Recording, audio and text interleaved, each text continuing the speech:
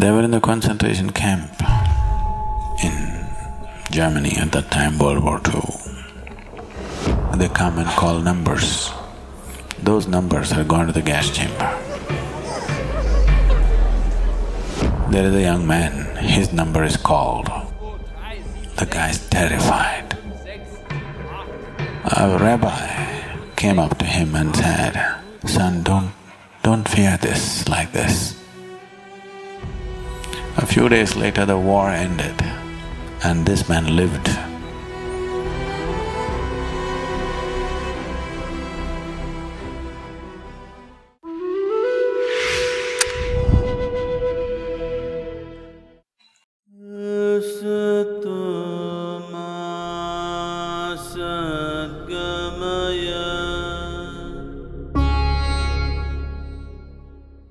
It's a very beautiful incident that happened. There's a guy who, I wrote about it later. They were in the concentration camp in Germany at that time, World War II. And every day they come and call numbers. Those numbers are gone to the gas chamber.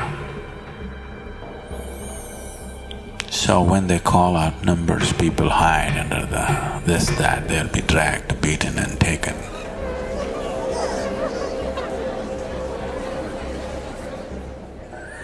It's a horrible thing. So you don't know, tomorrow your numbers may be called.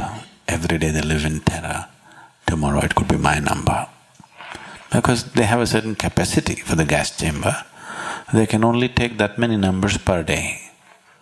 And also for the world, they don't want to look like a whole concentration camp died in one day.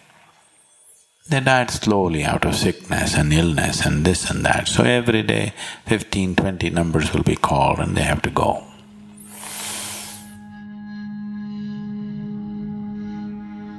So one day, there is a young man, his number is called. The guy's terrified, he doesn't want to go, he's shivering and crying and this.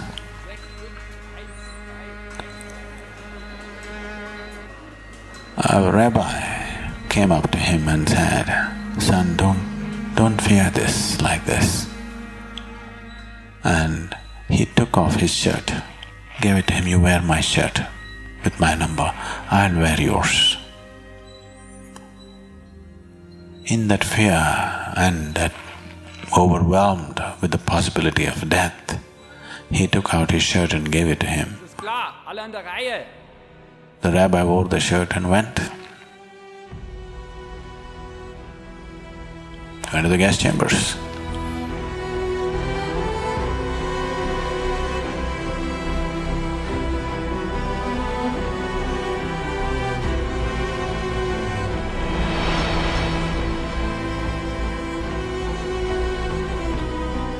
A few days later, the war ended and this man lived.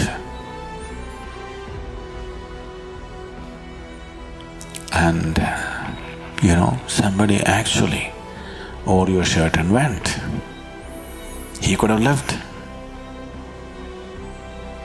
And this fellow, his whole life was transformed because of this, that this rabbi actually walked to death, knowing fully well where he's going, no chance. When a man is like this, for him attaining is no problem. He doesn't have to go and die in the gas chamber. But just being like this, that I'm willing to keep myself aside and do what's needed right now, just very casually, no big fanfare about it.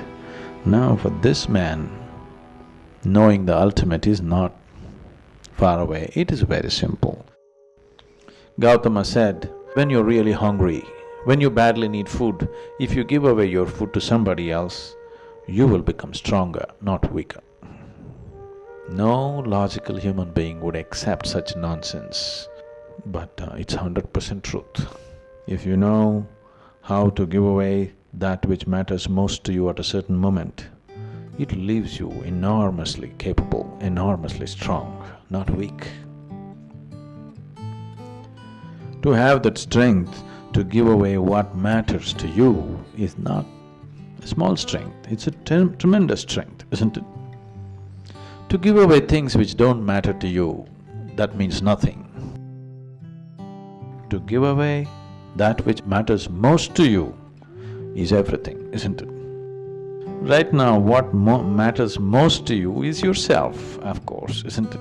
You say, no, my child, my husband, my wife, it's not true. What matters most to you is yourself, isn't it? If you can give yourself up, if you can just throw yourself into something, not because it is going to buy you a ticket to heaven, not because you will realize mukti out of it, not because of anything, simply to give away. You know, Ramana said, Atmagnanam ati sulabham.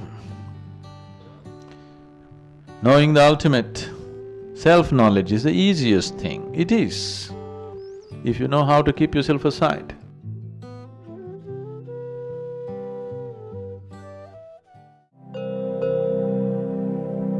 When we make an attempt to break the threshold of where we are, it can lead to lots of confusion. For those aspects for which you have no answers, I will answer. Just deepen the question. Just make the question very intense within you. I will take care of the answer.